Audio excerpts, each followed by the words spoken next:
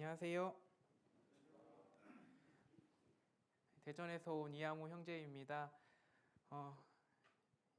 이제 이렇게 만나뵙게 돼서 너무 반갑고요. 대구 강북교회 오니까 대강당도 그렇고 여기 시설들도 그렇고 너무 깔끔하고 참 예뻐서, 그리고 아침에 저기 숙소에 있는데 웃음소리가 끊이지 않더라고요. 그래서 아주 즐겁게 생활하고 계신다, 신앙생활하고 계신다라는 생각을 많이 했고요.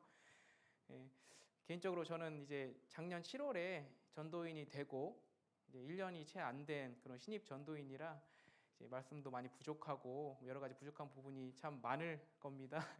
많이 이해해 주시고 실수한 부분이 있더라도 너그럽게 들어주시면 감사하겠습니다. 함께 기도하시겠습니다.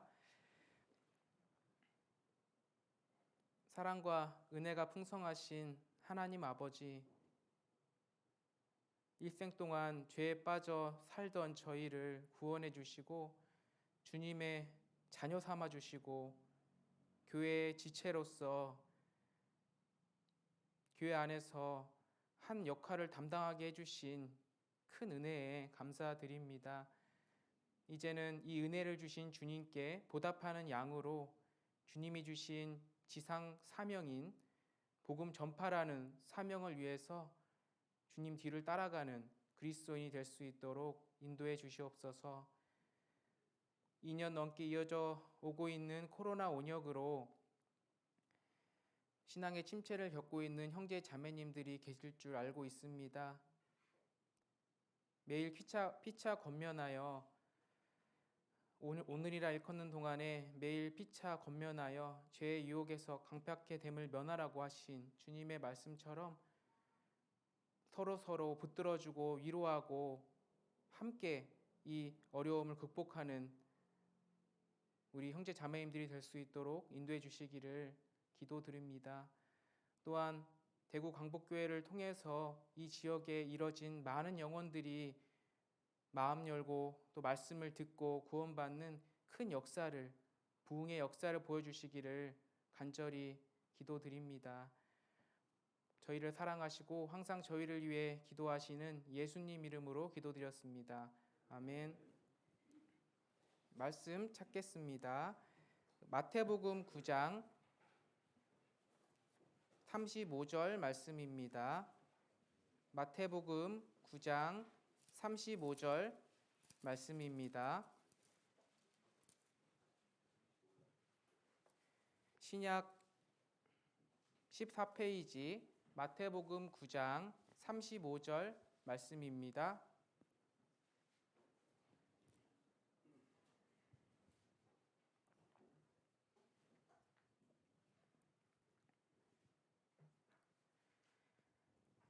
마태복음 9장 35절 말씀입니다.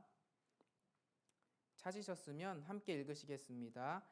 예수께서 모든 성과 촌에 두루 다니사 저희 회당에서 가르치시며 천국 복음을 전파하시며 모든 병과 모든 약한 것을 고치시니라.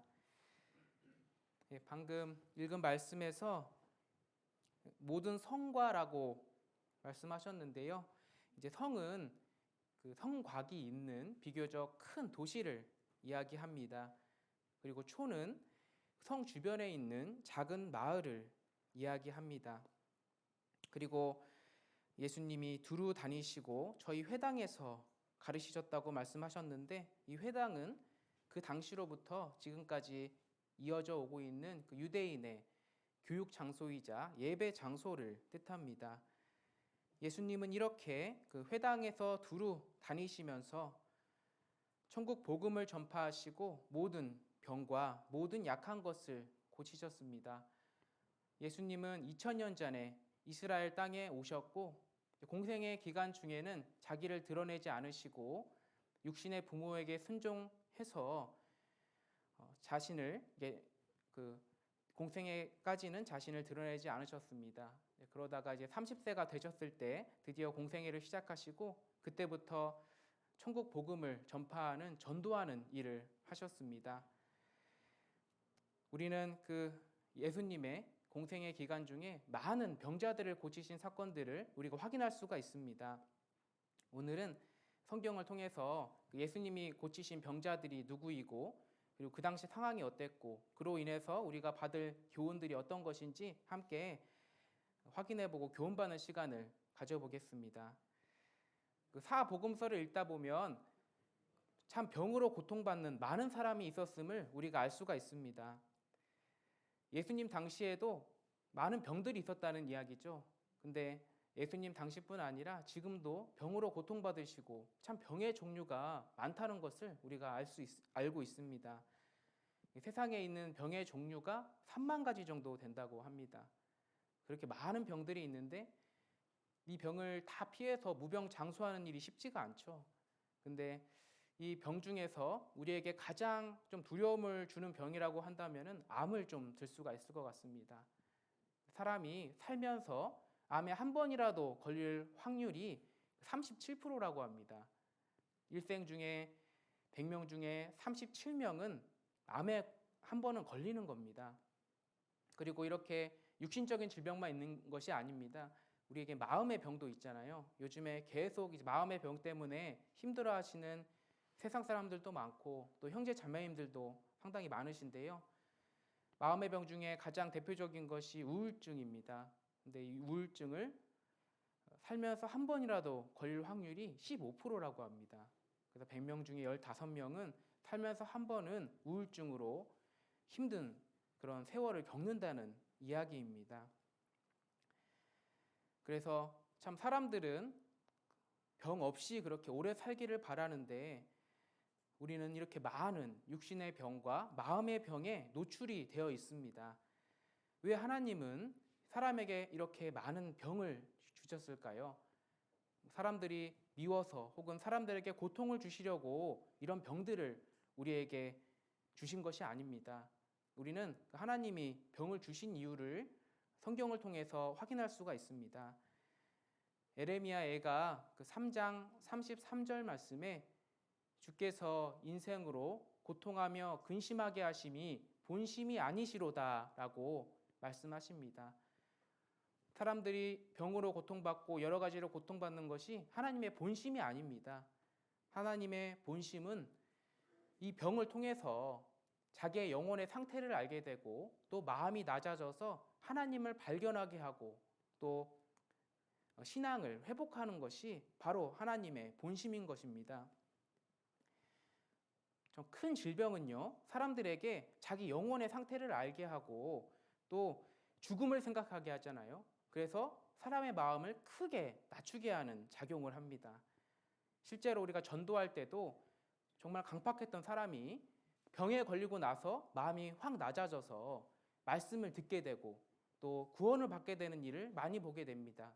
특히 뭐 암이나 큰 병으로 이제 몇 개월 안 남은 그런 가족분들이나 이런 분들에게 가서 말씀을 전할 때 다른 때보다 훨씬 더 간절한 마음으로 말씀을 받으시는 것을 우리가 신앙생활 하면서 많이 볼 수가 있습니다. 또 우울증으로 많이 힘들어하시는 그런 분들이 이제 말씀을 듣고 삶의 의미를 찾고 영원한 행복을 찾아서 이렇게 행복하게 사시는 그런 모습도 우리가 보게 됩니다. 그래서 오늘 살펴볼 예수님께 고침받은 사람들도 모두 육신의 질병을 가지고 있는 사람들이었습니다. 꽤 심한 병을 앓고 있는 사람들이었습니다. 그래서 마음이 많이 낮아져 있는 상태의 사람들이었습니다. 그런데 그들은 그 병으로 인해서 또 예수님을 발견하게 되고 예수님께 고침받게 되는 그런 축복을 누렸거든요. 그래서 그들에게 있어서 이 병은 불운이 아니라 오히려 행운이었습니다. 아마 그들에게 병이 없었다면 예수님을 찾지 않았을 가능성도 상당히 많았다고 생각을 해봅니다. 우리도 마찬가지로 병에 걸린 사람들이었습니다. 뭐 암이나 여러 가지 병을 이야기하는 것이 아니라 우리 영혼의 병을 앓고 있는 사람들이었습니다. 다 우리는 영혼의 죄병을 가지고 있는 사람들이었죠. 구원받기 전에는. 그래서 이 죄병 때문에 지옥 가고 심판받고 지옥 갈 수밖에 없는 운명이었습니다. 그런데 우리 영혼의 최고의 주치의이신 예수님을 만나서 우리 영혼의 고침을 받고 죄 씻음을 받고 구원받게 되었습니다. 예수님이 오신 목적, 예수님이 2000년 전에 유대인의 그 땅인 이스라엘에 오신 목적은 육신의 병을 치료해 주시려고 오신 것이 아닙니다. 예수님이 육신의 병도 많이 치료해 주셨지만은 그것이 목적이 아니었습니다.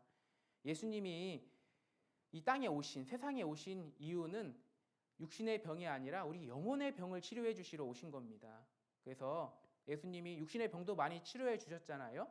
근데 그것을 치료해 주신 이유는 그것이 영혼의 병에 연결이 돼서 우리에게 교훈을 주기 때문에 육신의 병도 치료해 주신 겁니다.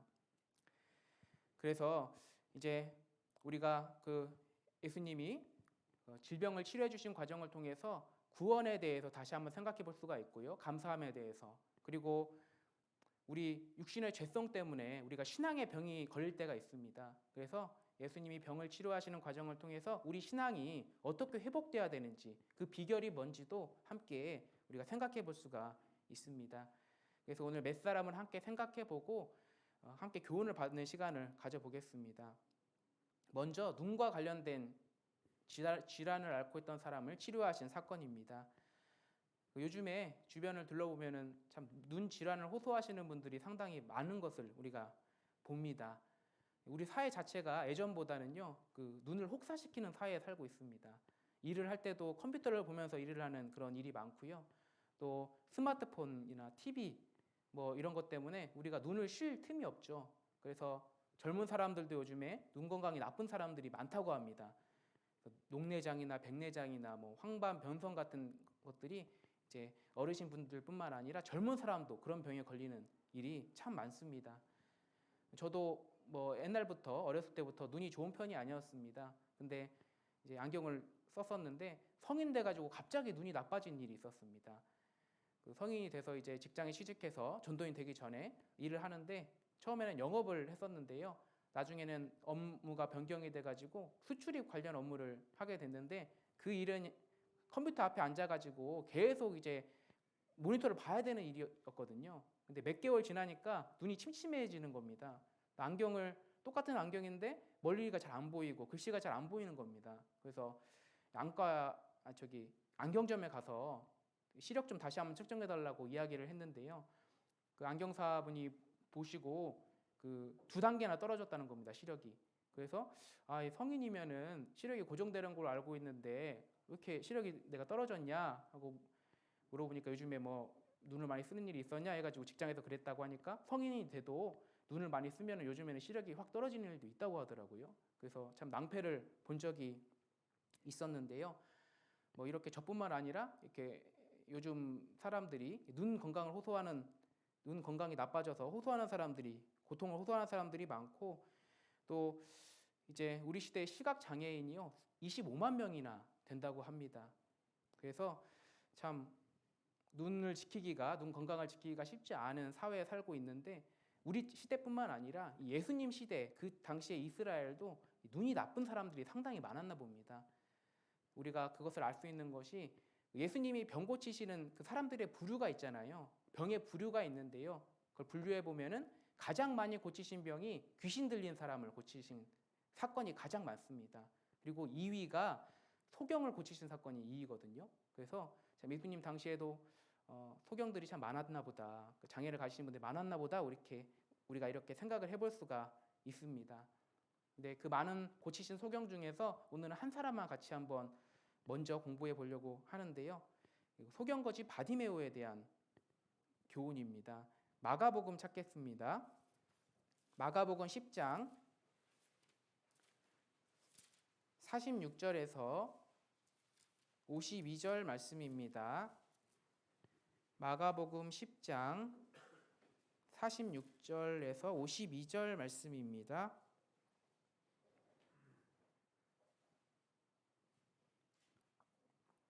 신약 72페이지 마가복음 10장 46절에서 52절 말씀입니다. 좀 긴데요. 제가 읽겠습니다.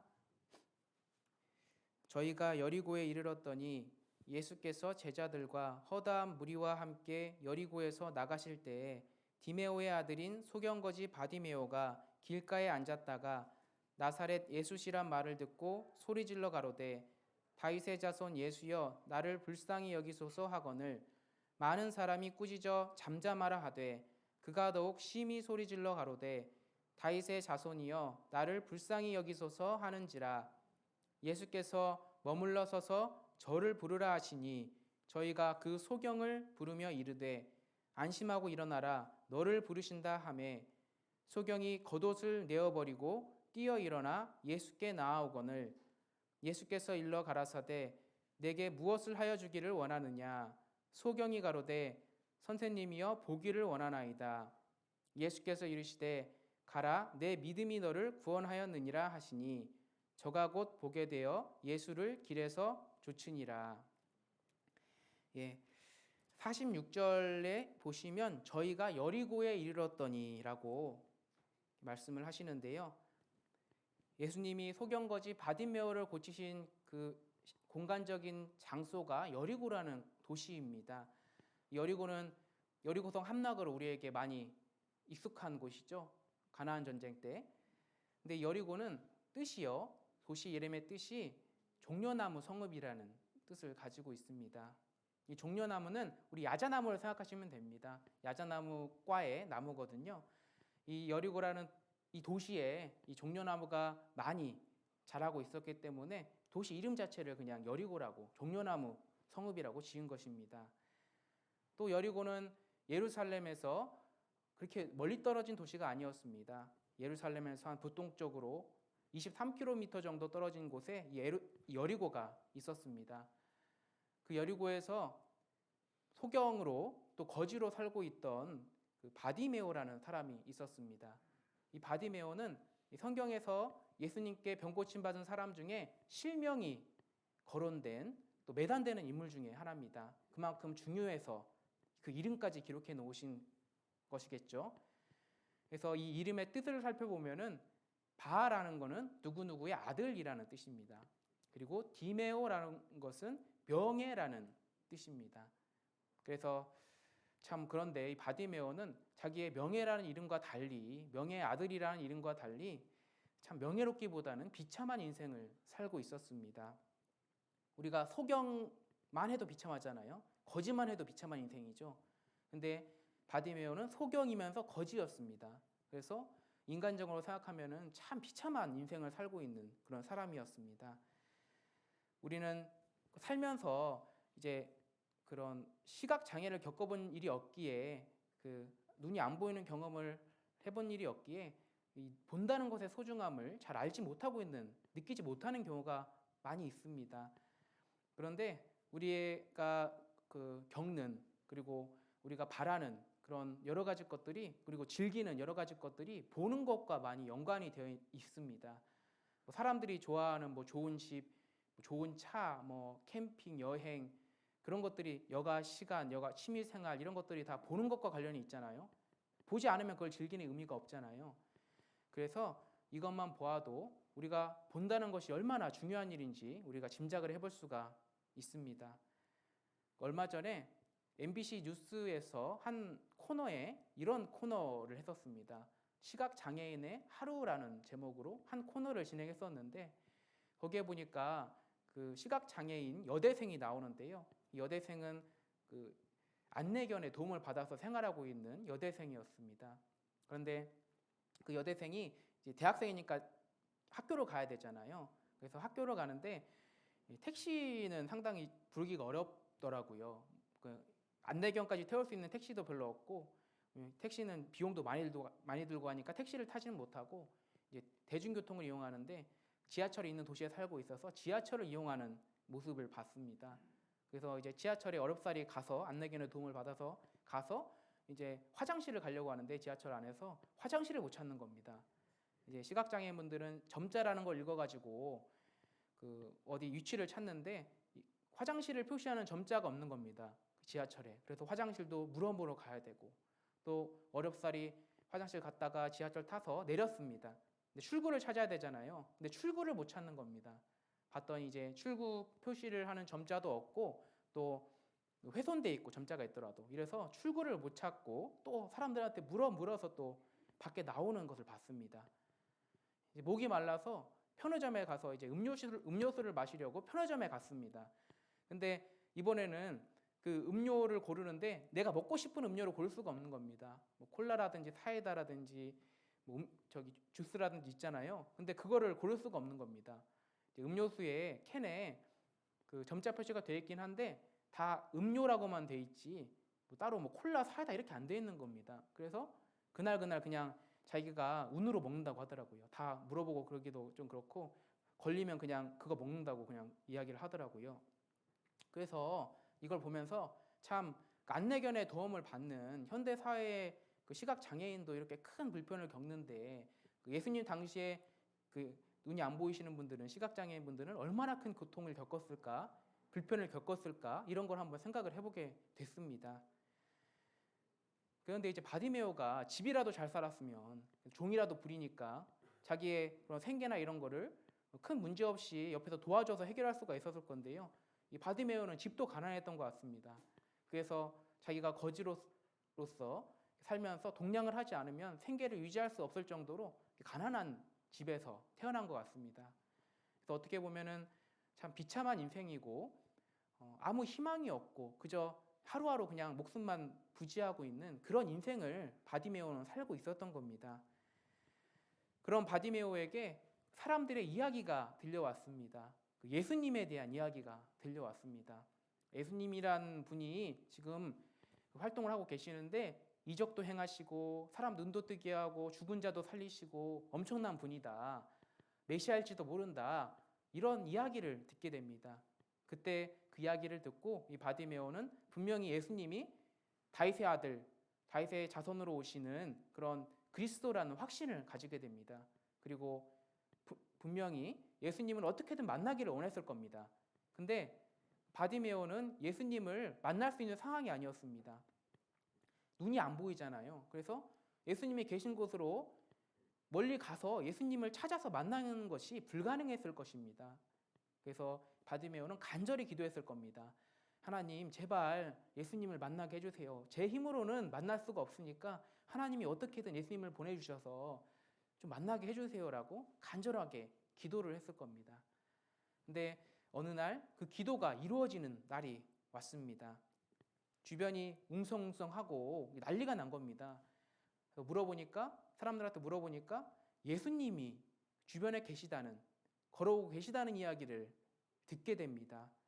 그래서 그 사람들에게 누구냐고 물어봤을 때 사람들이 나사렛 예수시라라고 이야기를 해주는데요.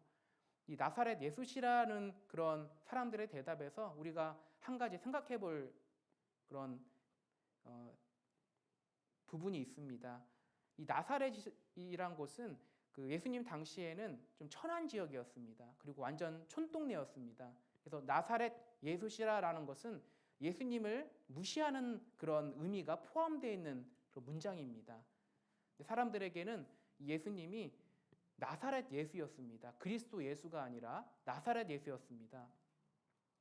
나사렛에서 무슨 선한 것이 나겠느냐라는 그런 예수님의 제자의 말도 있었는데 제자 되기 전에 나다나엘이 그것처럼 사람들은 이 나사렛에서 온 예수님을 따르긴 하지만 그 이적을 보려고 따르긴 하지만 그 마음 깊숙한 곳에는 촌동네 사람이구나 이런 무시하는 마음이 있었던 겁니다. 그런데 바디메오는 예수님을 보고 소리를 쳤는데 그때 나사렛 예수시여라고 소리친 게 아닙니다. 사람들과 다르게 바디메오는 예수님을 부를 때 다윗의 자손 예수여라고 이렇게 예수님께 소리를 쳤습니다. 바디메오에게는 예수님이 그리스도였고 오실 예수님이었고 다윗의 자손이었습니다. 그 예수님을 향해서 바디메오가 힘껏 소리치자 그 사람들의 반응이 시끄러우니까 조용히 하라는 반응이었습니다. 근데 바디메오는 그럴 수가 없었죠. 너무 간절했기 때문에 그런 꾸짖음에도 아랑곳하지 않고 예수님께 계속 소리를 쳤습니다. 이제 그러자 예수님께서 이 바디메오를 부르시고 또 무엇을 너한테 하여 주기를 원하느냐라고 이렇게 말씀을 하셨습니다. 그때 바디메오는 내가 보기를 원하나이다라고 자기의 정말 원했던 그것을 이야기를 하게 됩니다. 예수님의 음성을 들은 바디메오야라는 예수님의 음성을 들은 바디메오는 자기 겉옷을 버리고 예수님을 앞에 가거든요. 근데 그 당시에 겉옷은 그저 우리가 입는 점퍼나 이런 정도의 의미가 아니었습니다. 근데 그 당시에 겉옷은 추위를 피하는 정도가 아니라 정말 그 덥고 자는 이불의 용도까지도 있었습니다. 출애굽기 22장 찾겠습니다. 출애굽기 22장 26절, 27절 말씀입니다.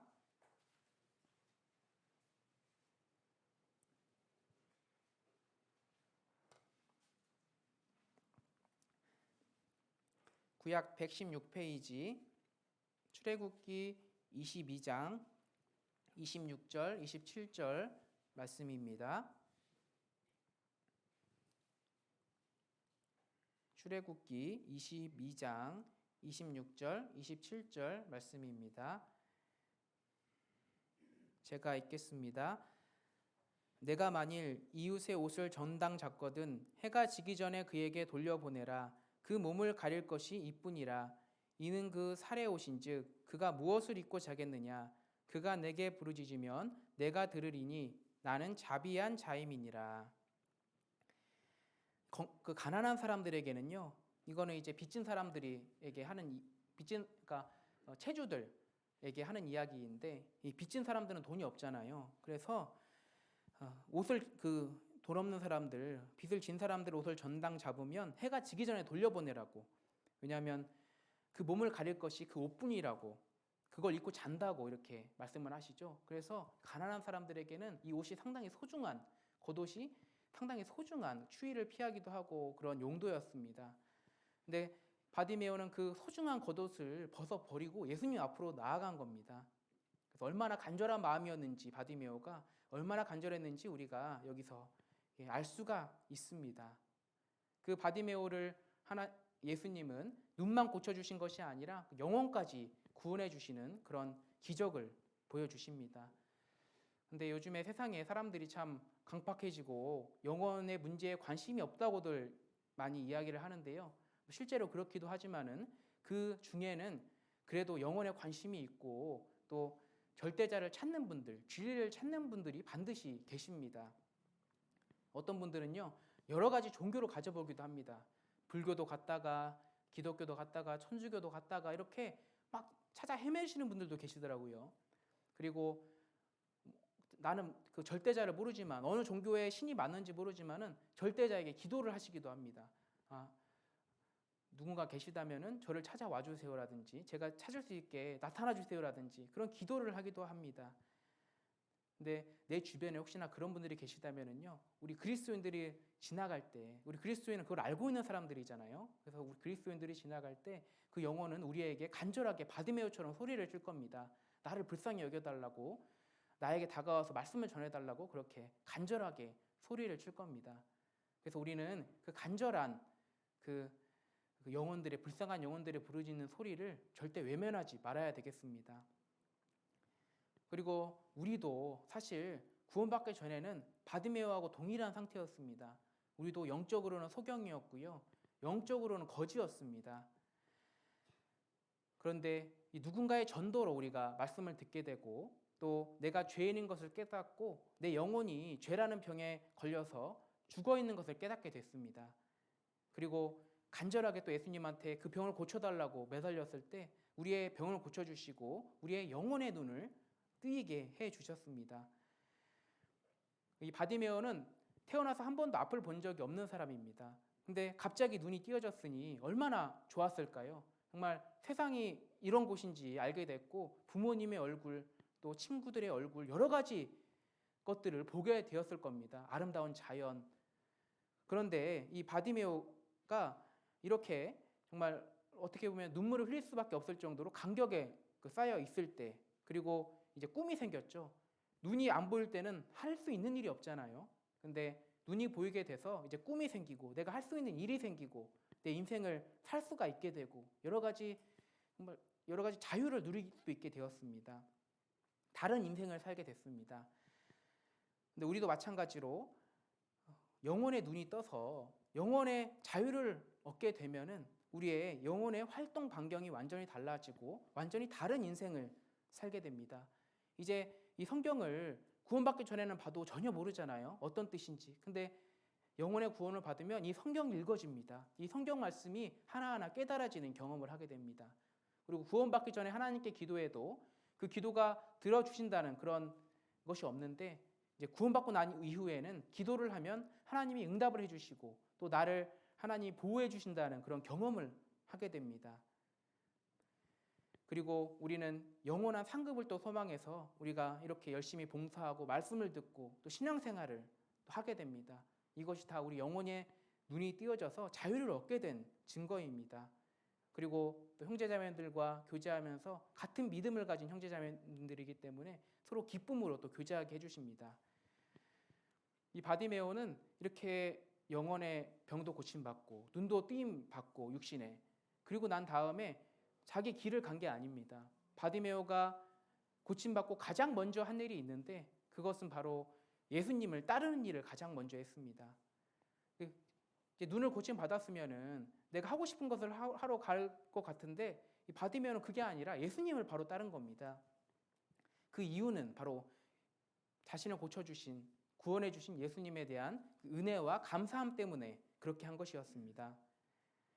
갈라디아서 5장 13절 말씀에 형제들아 너희가 자유를 위하여 부르심을 입었으나 그 자유로 육체의 기회를 삼지 말고 오직 사랑으로 서로 종노릇하라라고 말씀하십니다. 우리도 처음 구원받았을 때 생각해 보면은 이 바디메오와 똑같았습니다. 우리도 영혼의 자유를 얻었잖아요. 이제 죄를 지어도 지옥에는 안 가는 그런 행복한 삶을 살게 됐습니다. 그렇다고 우리가 나 이제부터 죄 많이 지어야겠다, 이제 죄 지어도 지옥 안 가니까, 이런 생각을 한 게 아니죠. 구원받고 나서 처음 하는 생각은 죄 많이 지어야겠다는 생각이 아니라 예수님을 따라 살아야겠다, 내 생명을 다 바쳐서 예수님을 따라야겠다, 신앙생활 열심히 해야겠다, 이런 생각을 하게 됩니다. 이 말씀처럼, 갈라디아서 말씀처럼 우리의 자유를 육체의 기회로 삼지 않은 겁니다. 우리는 오히려 나 자신을 속박시켰습니다. 예수님을 따르기 위해서. 우리는 그 순수했던 바디메오와 같은 그 순수했던 첫 사랑을 절대 잊지 말아야 되겠습니다. 그리고 우리가 이제 구원받은 이후에도 우리 영혼의 눈이 가리워질 때가 있습니다. 우리 영혼의 눈을 가리우는 많은 그 마귀의 유혹들이 있는데요. 그 중에서 가장 큰 것이 그 생활의 염려가 아닐까 생각을 해봅니다. 생활의 염려는 우리에게 항상 옆에 도사리고 있는 그런 우리를 넘어지게 하는 유혹입니다. 마귀는 그리스도인의 구원은 못 뺏어가도 신앙생활을 망치려고 항상 노력을 하고 있죠. 작업을 하고 있죠. 누가복음 21장 찾겠습니다. 누가복음 21장 34절 말씀입니다. 누가복음 21장 34절 말씀입니다.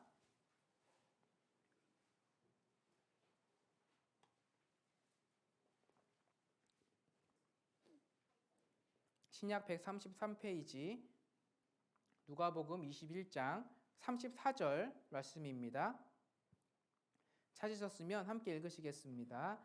너희는 스스로 조심하라. 그렇지 않으면 방탕함과 술 취함과 생활의 염려로 마음이 둔하여지고 뜻밖의 그날이 덕과 같이 너희에게 임하리라.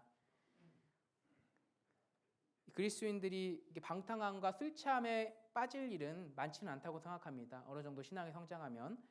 그런데 이 생활의 염려로 마음이 둔해질 가능성은 아무리 신앙생활을 오래 하고 또 열심히 하는 분일지라도 생활의 염려에 빠질 가능성은 충분히 있습니다. 우리 생활의 염려는 말씀처럼 우리 마음을 둔하게 만듭니다. 우리 주변에 생활의 염려가 어떤 것이 있는지 살펴보면은 건강의 염려도 있고요, 자녀 교육의 염려도 있고, 노후의 염려도 있고, 또 직장만의 염려도 있고, 생계의 염려도 있고, 이런 생활의 염려들이 우리 주변에 너무나 많이 있습니다. 이런 것에서 우리의 마음을 단속하지 않으면 나도 모르게 그쪽으로 빠져들어가게 됩니다. 그래서 하나님은 생활의 염려에 빠지지 말라고, 그리고 스스로 조심하라고 말씀하셨습니다. 스스로 조심하라고 하신 것은 스스로 마음을 지키도록 조심하라고 하신 것입니다. 잠언 4장 23절 말씀에 지킬 만한 것보다 더욱 내 마음을 지키라라고 말씀을 하십니다. 염려에 빠지지 않으려면은 하나님을 의지하는 방향으로 내 마음을 지켜야 됩니다. 생활의 염려가 엄습해 올 때 아궁이에 그 들풀도 입히시고 공중에 나는 까마귀도 기르시는 그 하나님의 섭리와 보호하심을 우리가 믿어야 됩니다. 그리고 내가 좀 어려움이 있더라도 나와 내 가족을 분명히 하나님이 책임져 주실 거라는 그런 확신을 가지는 것이 필요합니다. 바디메오가 육신의 눈을 고침받고 구원도 받게 된 것은 오로지 예수님만 의지했기 때문에 가능한 일이었습니다. 구원받은 이후에도 그 원리가 똑같습니다. 우리도 온전히 예수님을 의지했을 때 우리의 모든 생활의 부분들, 우리의 죄병이나 여러 가지 것들을 심체된 신앙이나 이런 것들을 생계의 염려나 이런 것들을 하나님이 다 해결해 주실 겁니다. 그리고 두 번째로 살펴볼 인물은 중풍병자입니다. 마가복음 2장 찾겠습니다. 마가복음 2장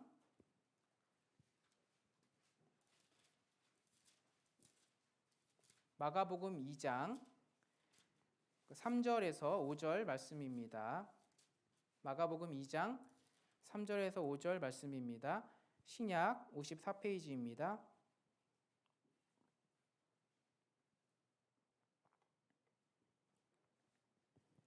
마가복음 2장 3절에서 5절 말씀입니다. 찾으셨으면 천천히 함께 읽으시겠습니다. 사람들이 한 중풍병자를 네 사람에게 메워 가지고 예수께로 올세 무리를 인하여 예수께 데려갈 수 없으므로 그 계신 곳에 지붕을 뜯어 구멍을 내고 중풍병자의 누운 상을 달아내리니 예수께서 저희의 믿음을 보시고 중풍병자에게 이르시되 소자야 내 죄사함을 받았느니라 하시니 예수님이 그 중풍병자를 고치신 사건입니다. 그 예수님이 중풍병자를 고치신 곳은 1절에 보시듯이 그 가버나움 예수께서 다시 가버나움에 들어가시니 2장 1절에요 말씀하시는데 가버나움이라는 곳입니다. 이 가버나움은 갈릴리 호수 바로 위쪽에 위치한 성읍이었습니다. 예수님 당시에는 그 어느 정도 규모가 있는 성읍이었고요. 로마 군대도 여기에 주둔하고 있었고 세관도 있을 정도로 어느 정도 좀 큰 도시였습니다. 예수님의 그 12제자 중에 세리가 있죠. 마태. 그 세리 마태를 부르신 곳이 바로 이 가버나움 세관에서 마태를 부르셨습니다. 그리고 이 가버나움은 예수님의 제2의 고향이라고도 불립니다.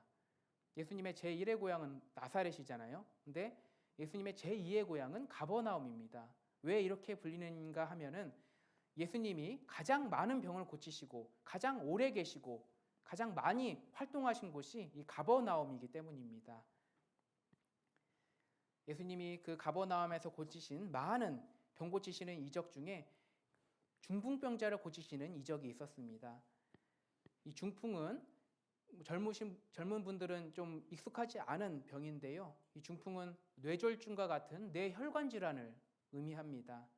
이 뇌혈관 질환은 뇌에 혈액이 올라가잖아요. 근데 그 혈액 올라가는 그 혈액이 막히거나 아니면 터져가지고 장애를 일으키거나 심한 경우 사망에 이르는 아주 무서운 질환입니다.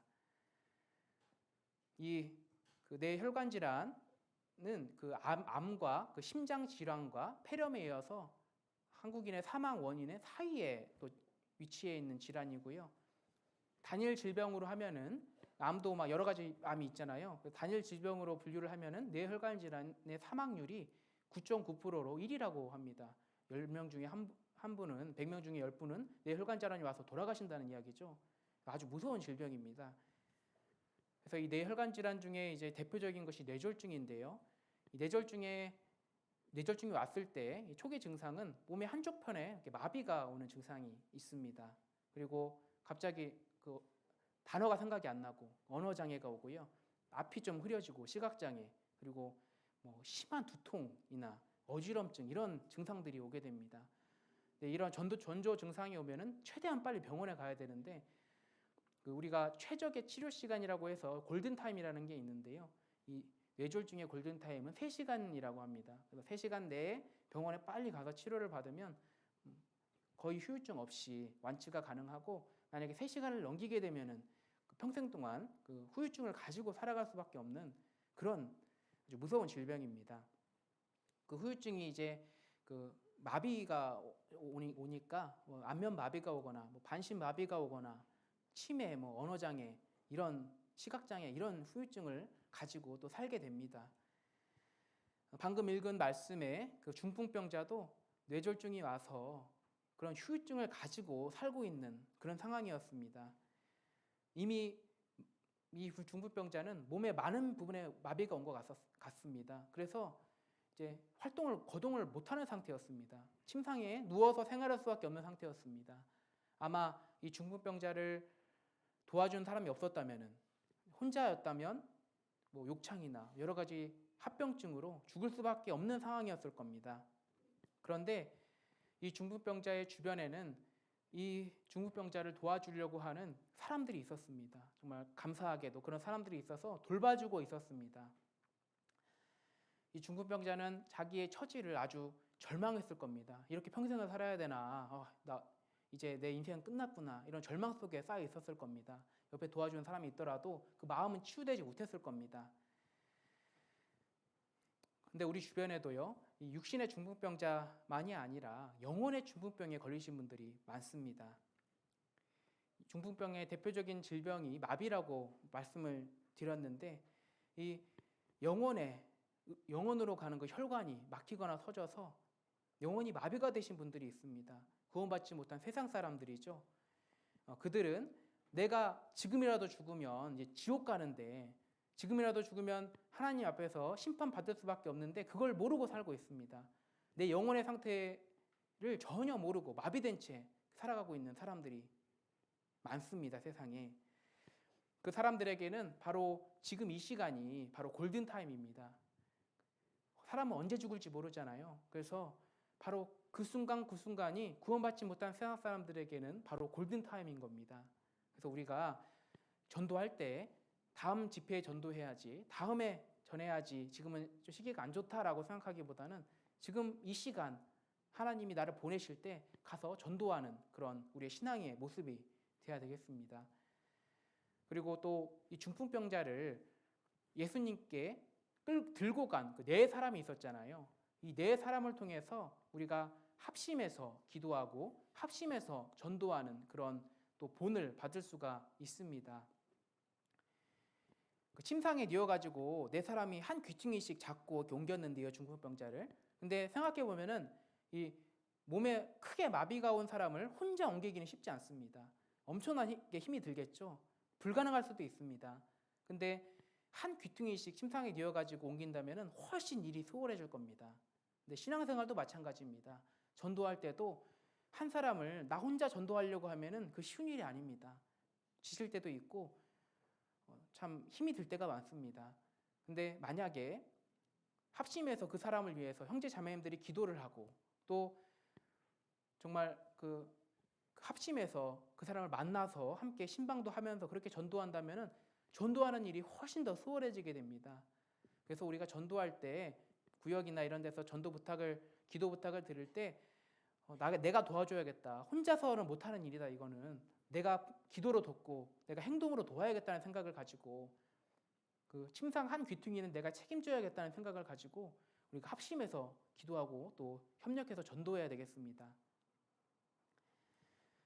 이 중풍병자와 네 사람에게는 큰 장애물이 하나 있었습니다. 그럼 바디메오에게도 있었던 장애물인데요, 많은 인파라는 그런 장애물이 있었습니다. 바디메오도 이 많은 인파 속에서 예수님 앞에 가기가 쉽지 않은 일이었죠. 정말 힘껏 소리 질러야 그 앞에 갈 수가 있었던 겁니다. 근데 이 중풍병자는 더 상황이 안 좋았습니다. 예수님이 그때는 길에 계신 것이 아니라 집에 들어가 계셨습니다. 그래서 아무리 소리를 질러도 그 예수님이 들으실 수가 없었고, 그 많은 인파를 뚫고 이 침상을 들여서 예수님 앞에 가기가 불가능한 상황에 처해 있었습니다. 예수님은 그 당시에 엄청난 인기인이었습니다. 그래서 많은 사람한테 항상 둘러싸여 계셨거든요. 이적을 많이 행하시고 또 하나님 말씀을 전하시니까요. 그래서 참 이 상황에서 예수님 앞에 가는 것이 불가능한 상황이었습니다. 근데 그런 상황에서 이 네 사람은 안 되겠다, 오늘은 안 되겠다라고 포기한 것이 아니라 아주 기발한 방법, 그리고 어떻게 보면 무례한 방법을 생각하게 됩니다. 그 방법이 바로 지붕을 뚫고 그 침상을 달아내리는 방법이었습니다. 정상적인 방법으로는 어떻게 할 수가 없으니까 포기한 것이 아니라 어떻게든 방법을 찾은 겁니다. 사람들이 보기에는 이게 참 예의 없어 보이고, 아니 생각이 있는 건지, 다른 사람들 어떻게 보면 재산을 지금 침범하는 거잖아요. 그래서 예의 없어 보이고 무례한 방법으로 보였을 겁니다. 그런데 이들은 간절한 마음이 있었습니다. 이 중풍병자를 분명히 고쳐야겠다. 근데 이 고칠 분은 예수님 뿐이다. 지금 이 시간밖에 없다라는 그런 간절한 마음이 있어서 지붕을 뜯어내고 중풍병자를 달아내렸습니다. 예수님은 그들의 믿음을 보시고 중풍병자를 구원해 주시고 영혼까지 구원해 주셨습니다. 그 병도 고쳐 주시고. 그런데 교제 중에, 우리가 이제 구역 모임이나 교제 중에 전도 잘하시는 분들이 계시잖아요. 근데 그 전도 잘하시는 분들의 간증을 한번 들어보면은 그 매너 있게 남 피해 안 주고 전도하시는 게 아닙니다. 무리한 방법으로라도 그 영혼이 구원받을 수 있다면 무리한 방법으로라도 가서 전도하시는 모습을 우리가 전도 잘하시는 모습 속에서 보게 됩니다. 그런 간증을 들을 때 우리가 이런 생각도 하죠. 그렇게까지 전도해야 되나? 그렇게까지는 전도하면 안 될 것 같은데, 오히려 반감 살 것 같은데, 이런 생각도 하게 됩니다. 그런데 하나님은 어떻게 생각하실까요? 하나님도 너 그렇게까지는 전도하지 마 이러실까요? 하나님은 한 영혼을 천하보다도 소중하게 생각하시는 분입니다. 그렇게 적극적으로 저돌적으로 전도해서 한 사람의 영혼을 건진다면은 하나님은 잘했다고, 정말 그렇게 간절하게 전도한 것이 너무나 잘했다고 하실 겁니다. 그래서 우리가 전도할 때 다 상황 봐가면서 또 그 사람 다 생각해가면서 전도할 것이 아니라 이 중풍병자를 달아내린 네 사람의 전도처럼 무례하더라도 저돌적으로 가서 그 사람 영혼을 생각해서 건지기 위해서 전도하는 것이 그리스도인들의 그런 올바른 전도의 자세라고 하겠습니다. 그리고 우리 교회도 마찬가지인데요. 사실 지금 코로나 때문에 전도하기가 쉽지 않은 상황이잖아요. 코로나 때문에 확산도 많이 되고 있고, 또 2년 넘게 지금 코로나로 사람들이 고통을 받고 있고, 특히 이제 사람 많은 곳은 가기를 좀 꺼리죠. 그리고 코로나 초기에 교회가 문제가 많았잖아요. 교회에서 다 퍼지고 막 이래가지고 참 교회 가는 걸 많이 꺼립니다. 사람들이 경계를 많이 하고, 교회 가자고 하면은 화내는 사람도 있습니다. 전도할 때. 그래서 참 우리가 위축이 되고, 지금은 전도할 때가 아닌가 보다. 지금 이 코로나가 조금 이제 완화되고 조금 이따가 전도해야겠다, 이런 생각이 나도 모르게 들 때가 있습니다. 근데 하나님이 원하시는 것은 그 상황을 보고 나중에 전도하시는 것을 원하시는 것이 아니라 코로나 상황이든 어떤 상황이든 지금 가서 그 사람에게 전도하는 것을 원하시는 것이 하나님의 뜻입니다. 우리 교회도 참 여러 가지 방법을 강구했잖아요. 우리 교회도 처음에 코로나 터졌을 때는 어떻게 할지 몰랐죠. 방법이 없어가지고 다 집에 계시고 교회는 텅텅 비고 이런 상황이었는데, 시간이 지나면서 어떻게든 전도해야겠다는 그 형제 자매들의 마음이 모였습니다.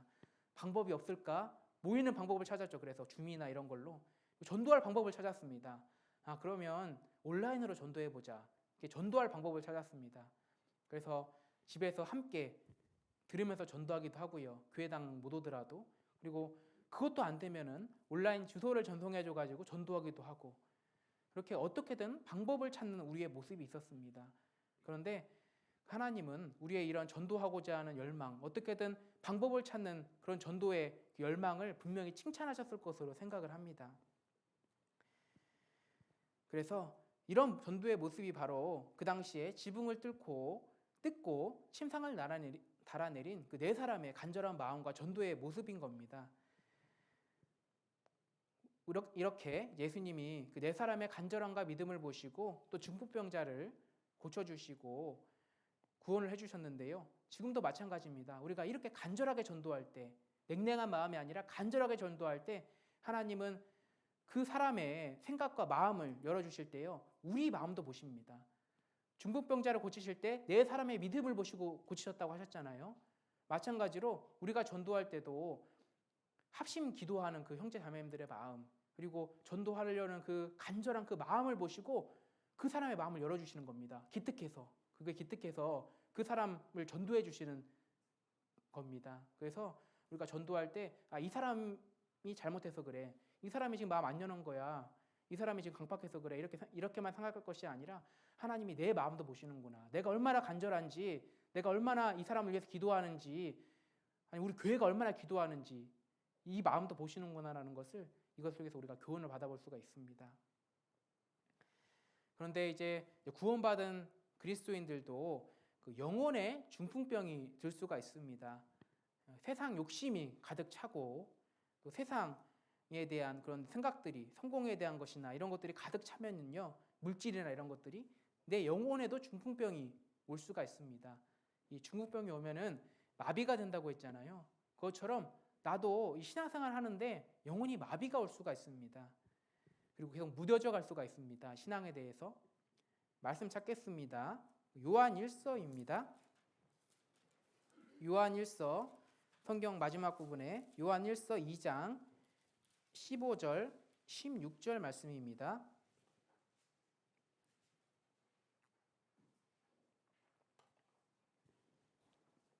요한 1서 2장 15절 16절 말씀입니다.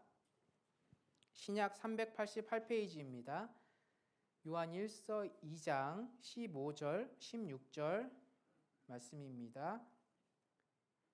찾으셨으면 함께 읽으시겠습니다. 이 세상이나 세상에 있는 것들을 사랑치 말라. 누구든지 세상을 사랑하면 아버지의 사랑이 그 속에 있지 아니하니 이는 세상에 있는 모든 것이 육신의 정욕과 안목의 정욕과 이생의 자랑이니 다 아버지께로 쫓아온 것이 아니요 세상으로 쫓아온 것이라. 누구든지 세상을 사랑하면 아버지의 사랑이 그 속에 있지 않다고 말씀하셨습니다. 그런데 사실 우리 육신은요, 하나님의 뜻대로 살고자 하는 마음보다 편한 것을 좋아하고 죄짓기를 더 좋아하는 것이 육신의 습성입니다. 우리는 구원은 받았지만 육신은 그대로 가지고 있잖아요. 그래서 항상 육신과 싸울 수밖에 없는 것이 그리스도인의 신앙생활입니다. 이 육신에는 죄성이 아직까지 남아있기 때문입니다. 예를 들어서 우리가 이 성경을 1시간 읽는 건 힘들죠. 근데 우리가 스마트폰 1시간 하는 거는 시간이 금방 갑니다. 뉴스 보고 막 이럴 때 유튜브 보고. 그리고 우리가 말씀을 1시간 반 거의 듣잖아요, 주일에. 그건 참 힘든데 드라마 1시간 반 보고 예능 프로그램 1시간 반 보는 거는 시간이 금방 갑니다. 그리고 학예 수양에 3박 4일은 힘든데 해외여행 3박 4일은 참 즐겁죠. 시간 금방 가죠. 국내 여행이나 해외여행이나. 그래서 참 우리가 이런 걸 봐도 우리가 참 육신의 습성이 아직까지 우리에게 남아있구나. 이것이 어쩔 수 없는 나의 마음이구나. 나의 육신이구나라는 것을 우리가 느낄 수가 있습니다. 근데 이런 육신을요, 그대로 놔두면은, 육신이 가는 대로 우리가 따라가면은 죄에 빠지게 되고 우리 영혼의 마비가 오게 됩니다. 영혼의 중풍병이 들 수가 있습니다. 우리가 교제에 떨어지는 과정을 한번 살펴보면은 처음에 몇 주 교제 빠질 때는요, 다음에 꼭 가야지. 나 이러면 안 되는데라는 생각이 듭니다. 근데 몇 달 빠지면 어떻게 될까요? 교회 갈 생각조차도 안 납니다. 교회 가는 것이 싫어지고 주말에 놀러 가고 싶어지고 완전히 그 세상 사람과 똑같이 살아가게 됩니다. 이것이 바로 우리 육신의 습성이고 죄성입니다. 그래서 우리가 참 코로나를 겪을 때도 많이 느꼈죠. 코로나 겪을 때도 초반에는 거의 교회를 못 나오는 상황이었잖아요. 너무나 두려워서 이 병에 대해서 알지도 못하고. 지금도 뭐 코로나에 걸리는 것이 여러 가지로 참 힘들고 또 위험한 일이긴 하지만요. 그때는 더 심했죠. 경계하는 게. 그래서 어쩔 수 없이 이제 온라인으로 말씀을 듣게 됐는데 교회 못 나오고 몇 개월간. 근데 처음에 온라인으로 말씀드릴 때는 참 정자세로 이렇게 성경 잘 펴놓고 허튼 짓을 안 하고 그렇게 들었습니다. 근데 시간이 계속 지나고 몇 주 지나고 몇 개월 지나니까 나도 모르게 좀 자세가 흐트러지는 걸 느끼셨을 겁니다. 저기 뭐 스마트폰 하면서 말씀을 듣기도 하고 딱 그때가 점심시간이잖아요. 그래서 점심 먹으면서 듣자. 시간 절약해야 된다. 점심 먹으면서 듣기도 하고 점심을 준비하면서 듣기도 하고 나도 모르게 그런 모습으로 나의 육신이 흐트러지는 것을 다들 경험하셨을 겁니다. 그래서 참 우리가 지금도 마찬가지죠. 지금도 이제 좀 거리두기가 풀리고 많이 완화가 됐잖아요. 몇 개월 전부터. 그러면서 이제 그 교회에 오후 교제가 좀 생기게 되는 경우도 있습니다. 다른 교회들이나 뭐 다 이제 오후 교제가 좀 부활하고 있거든요. 그래서 그런 경우에 처음에 오후 교제를 하자고 하면은 오전에 끝내면 안 될까요? 이런 얘기가 되게 많았어요. 봉사할 때 오전에 다 끝내지 뭐 오후까지 해요. 뭐 밥 먹기도 교회에서 밥도 안 주는데 이런 얘기를 되게 많이 하거든요. 그래서 나도 모르게 그냥 그 편했던 그 신앙에 편한 그 신앙생활에 익숙해져 가지고 영혼이 마비가 오는 그런 일이 있을 수가 있습니다. 그래서 참 우리가 신앙생활에 마비가 오면은 여러 가지 증상이 있겠죠. 마비가 오면은 근데 움직일 수가 없잖아요. 영혼도 마찬가지입니다. 영혼도 이 마비가 오면은 움직일 수가 없습니다. 예를 들어서 이제 그 성경 읽는 것도 마찬가지입니다. 영혼에 마비가 오면은요 성경을 펼 수가 없습니다. 마비가 와가지고 성경을 읽고 성경을 배워야 되는데 이 성경을 펴기가 너무나 힘든 겁니다. 그리고 이제 기도하기가 힘들어집니다. 신앙생활에 마비가 오면은 기도를 해야 되는데 기도하는 걸 까먹습니다. 자꾸 밥 먹기 전에 기도해야 되는데 밥 먹고 나서 생각이 납니다. 밥 먹기 기도 안 했네 이러고. 그래서 또 그런 기도가 까먹게 되고 또 아침에 기도하고 저녁에 내 생활을 정리하면서 기도를 해야 되는데 일어나서 기도하는 걸 까먹고 이제 저녁에 자기 전에 기도하는 걸 까먹고 계속 내 영혼이 마비가 돼가지고 기도하는 손이 마비가 돼가지고 기도를 안 하게 됩니다. 그리고 우리가 말씀 듣는 것도 마찬가지입니다. 말씀 듣는 것도 참 집중해서 잘 듣고 이 말씀대로 살려고 노력해야 되는데 영혼이 마비가 되면은 말씀 들으면서 자꾸 딴 생각이 나고 자꾸 졸리게 되고 자꾸 내 영혼이 말씀 쪽으로 안 가게 됩니다. 그것도 영혼이 마비가 됐다는 증거가 될 겁니다. 그리고 교제도 마찬가지죠. 교제 가는 발걸음도 이제 영혼이 마비가 되면은 너무나 힘들어집니다. 발걸음 떼기가 힘들어지고 또 빠지고 싶고 그런 상태가 되는 겁니다. 그래서 우리가 참 신앙생활을 하면서 이런 영혼의 마비가 되는 것을 빨리 치료를 해야 되는데 골든타임이 있다고 했잖아요. 영혼이 마비가 된 것도요 빨리 치료를 해야 효과가 큽니다. 후유증 없이. 그래서 우리가 내 신앙생활이 지금 좀 안 좋다. 내 영혼이 좀 마비가 된 것 같다. 이런 생각이 있으면은 빨리 그것을 치료해야 되는데 그 비결 중에 하나가 우선순위를 바르게 정하는 것이 좋은 신앙생활의 그 회복의 비결이 될 수가 있습니다. 우리가 어떤 일을 할 때 우선순위가 있잖아요. 이 일은 먼저 하고 이 일은 나중에 해야겠다. 일할 때도 그렇고요. 가정에서도 그렇고요. 근데 예를 들어서 집안일을 한다고 가정을 해보죠. 이 자매님들이. 그때 이제 집안일 하면서 집안일 끝내놓고 성경 읽어야지. 일단은 집안일이 급하니까 내 마음이 그래야 편하니까 집안일 끝내놓고 성경 읽어야지라는 생각을 나도 모르게 하게 되는데 그러면 집안일 끝내놓고 성경 읽으시나요? 거의 안 읽어집니다. 집안일 하면서 성경 읽을 생각이 다 사라지고 힘드니까 다른 거 하고 싶습니다. TV 보거나. 그래서 그런 경우에는 일단은 성경을 읽고 집안일을 하는 겁니다. 우선순위를 바꾸는 거죠. 그래서 그렇게 되면 어떻게 될까요?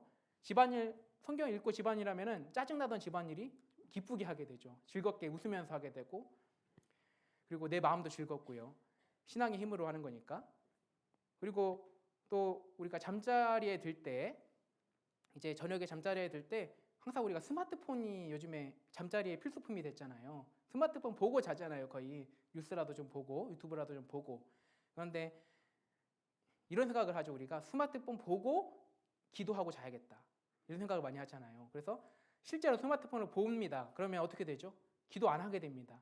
이 스마트폰 보면서 뭐 이미 마음이 많이 딴 데로 갔기 때문에 기도할 마음이 안 듭니다. 그럴 때는 우선순위를 바꾸는 겁니다. 기도 먼저 하고 스마트폰 봐야겠다. 기도 먼저 일단 하고 그 다음에 스마트폰 봐야겠다는 생각으로 바꾸면요. 기도를 하면서 스마트폰 볼 생각이 사라지게 되죠. 빨리 자야겠다 이제 내 마음 정리했으니까. 그래서 우리가 뭐 예를 몇 개 들어드렸지만은 많잖아요. 이런 일들이 참 우선순위를 세상 일과 육신의 일에 두는 그 습성들이 우리에게 참 많습니다. 그래서 우리가 이 우선순위를 신앙 쪽으로, 하나님 쪽으로 바꾸는 노력들이 꼭 필요할 것 같습니다. 그리고 이제 세 번째로 마지막으로 살펴볼 인물은 그 베데스다 연못의 병자입니다. 요한복음 5장입니다. 요한복음 5장 2절에서 9절 말씀입니다. 신약 요한복음 5장 2절부터 9절 말씀입니다.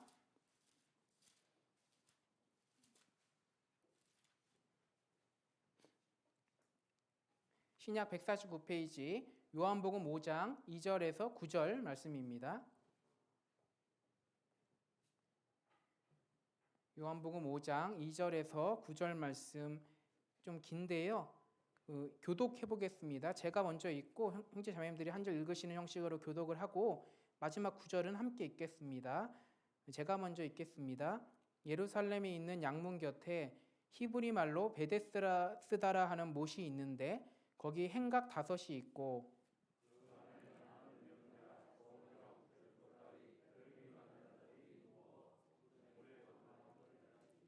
이는 천사가 가끔 못에 내려와 물을 동하게 하는데 동한 후에 먼저 들어가는 자는 어떤 병에 걸렸든지 낫게 되밀어라. 예수께서 그 누운 것을 보시고 병이 벌써 오랜 줄 아시고 이르시되 내가 낫고자 하느냐.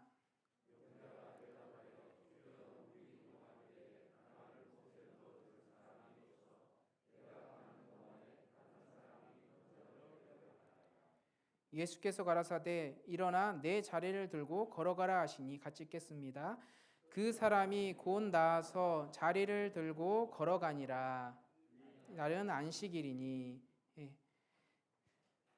먼저 2절에 예루살렘에 있는 양문 곁에라고 하는 말씀을 잠깐 생각해 보겠습니다. 예루살렘에는 여러 문이 있었는데요. 그 중에 양문이 있었습니다. 양문은 말 그대로 양이 드나드는 문이었거든요. 제사할 때 양이 필요하잖아요, 꼭. 그래서 제사할 양이 드나드는 문이 바로 양문이었습니다. 그런데 이 양문은 바로 예수님을 예표하는 문입니다. 5장 찾으셨는데 조금 뒤로 가셔서 요한복음 10장을 보시겠습니다. 요한복음 10장 7절에서 9절 말씀입니다.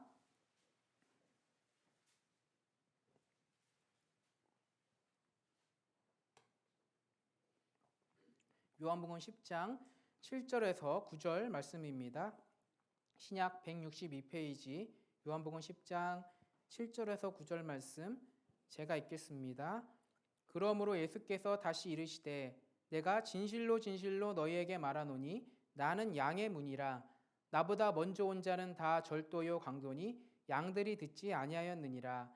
내가 문이니 누구든지 나로 말미암아 들어가면 구원을 얻고 또는 들어가며 나오며 꼴을 얻으리라. 그 세상 사람들을 예수님은 모두 양이라고 말씀을 하십니다. 예수님은 목자시죠. 선한 목자시죠. 양된 사람들의 앞에는 항상 두 가지 문이 있습니다.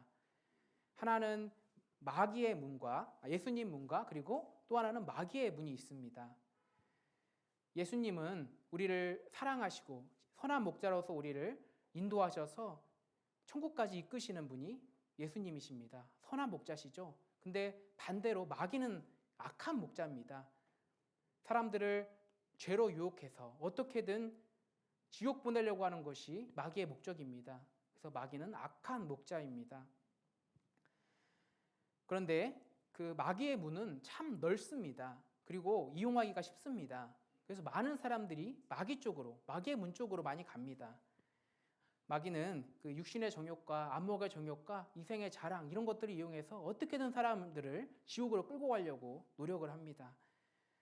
그리고 옆에 있는 문이 또 있잖아요. 마귀의 문 옆에 예수님 문이 있잖아요. 예수님 문을 사람들이 못 보게 합니다. 눈을 어둡게 해가지고 예수님 문을 발견하지 못하도록 작업을 합니다. 그래서 근데 그 예수님 문은 다르죠. 그 반대입니다. 우리의 구원자 되시는 예수님은 좁은 문입니다. 사람들의 마음에 좁아 보이는 겁니다. 그래서 쉽게 들어가지는 못합니다. 이제 사람들한테 전도할 때 우리가 많이 듣는 말들이 있죠. 왜 그 말씀 안 들으려고 하냐고 물어보잖아요. 그러면 교회 가면은 술도 못 마시고 담배도 못 피고 여행도 못 가고 시간 없어서 11조 내야 되고 헌금해야 되고 왜 교회를 가냐고, 내가 예수님 믿는 거 힘들다고 안 간다고 하잖아요. 사람들 마음에서 예수님이라는 구원의 문이 너무나 좁아 보이는 겁니다. 실제로는 어떻죠? 그 안에 들어가면 너무나 넓잖아요. 천국이 기다리고 있고 너무나 훌륭하고 아름다운 문인데 사람들의 마음속에는 그 문이 참 좁아 보이는 겁니다. 날 속박하는 것 같고 날 힘들게 하는 것 같고 고난을 주는 것 같고, 그렇게 예수님의 문이 좁아 보이는 겁니다. 그런 육신적인 생각을 버리고 결심을 하고 예수님 문으로 들어갈 때 비로소 내 영혼의 죄를 모두 고침받고 또 구원받고 신앙생활을 하면서 또 꼴을 얻는 것처럼 상급을 쌓게 되는 겁니다. 이렇게 양문은 그 양의 문 대신 예수님을 애표하는 그런 문입니다. 요한복음 5장 다시 돌아가셔서 그 2절 다시 보시면,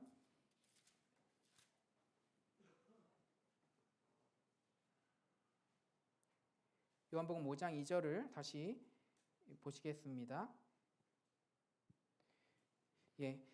제가 읽겠습니다.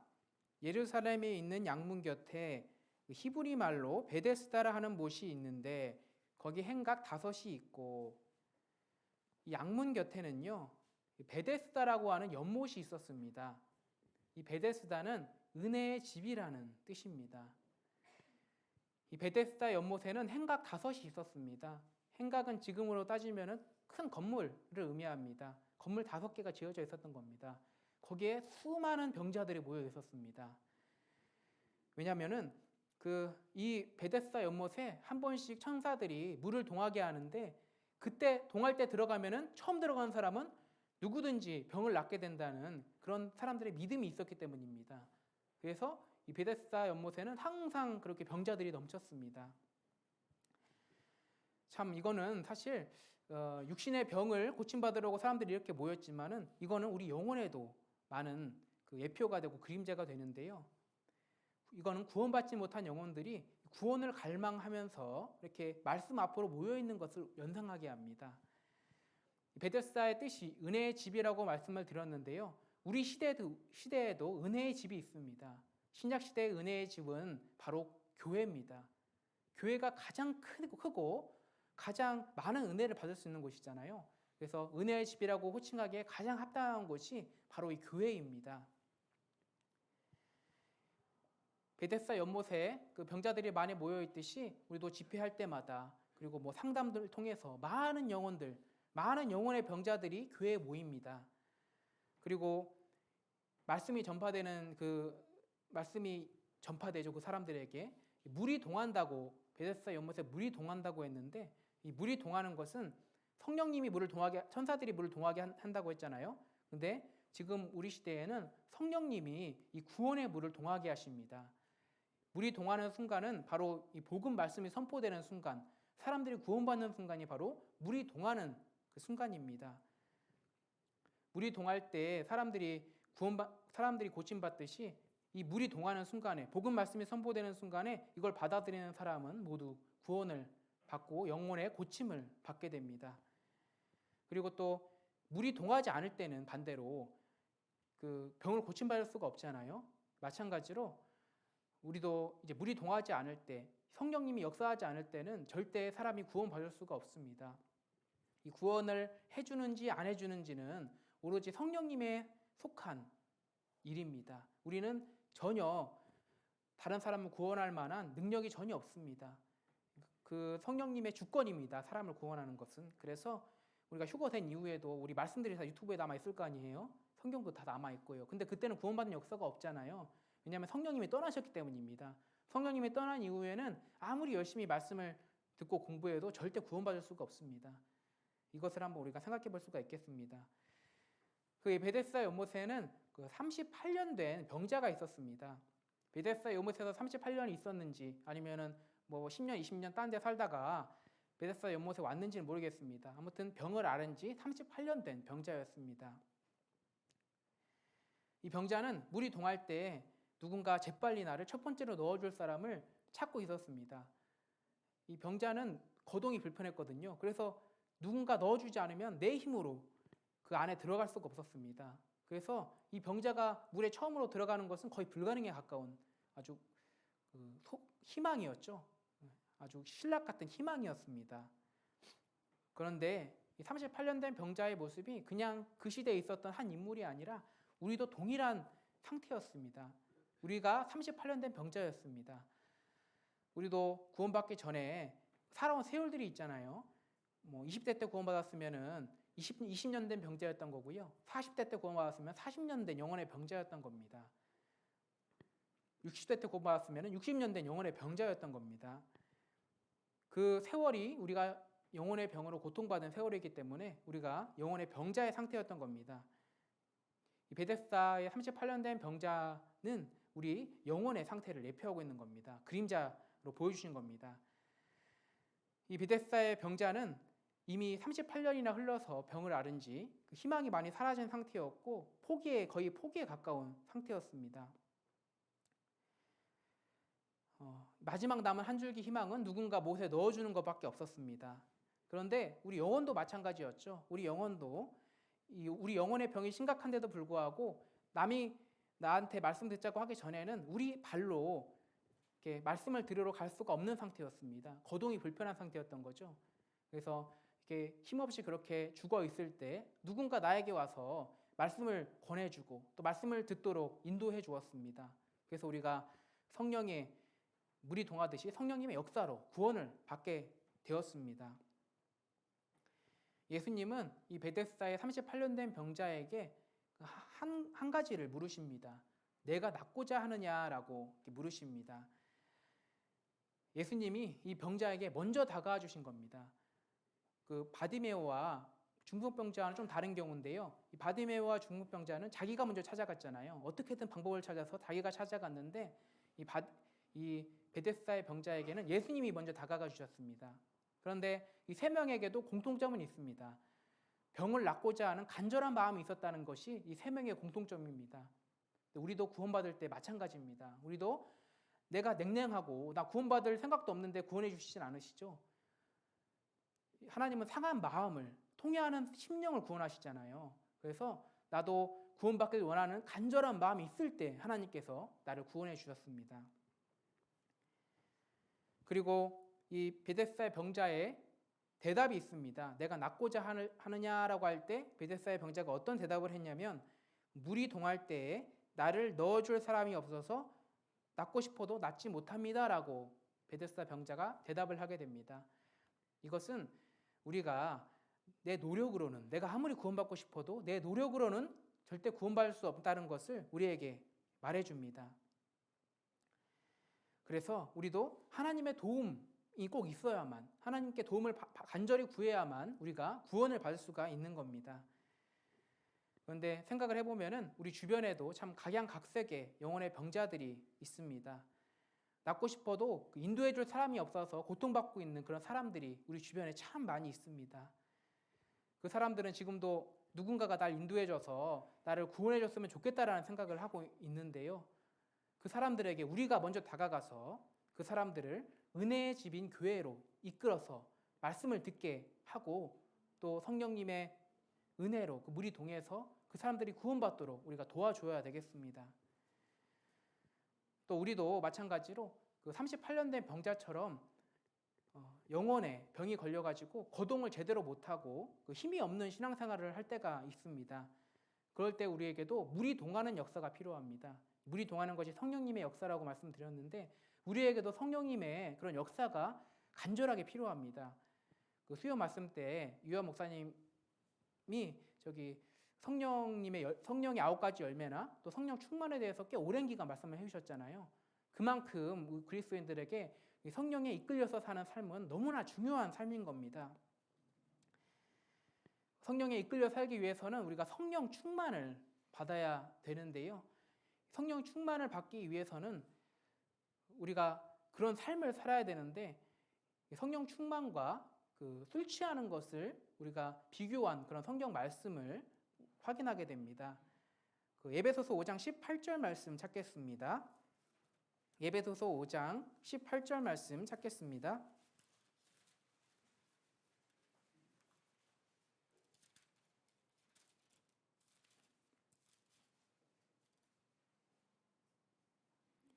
신약 315페이지 에베소서 5장 18절 말씀입니다. 에베소서 5장 18절 말씀입니다.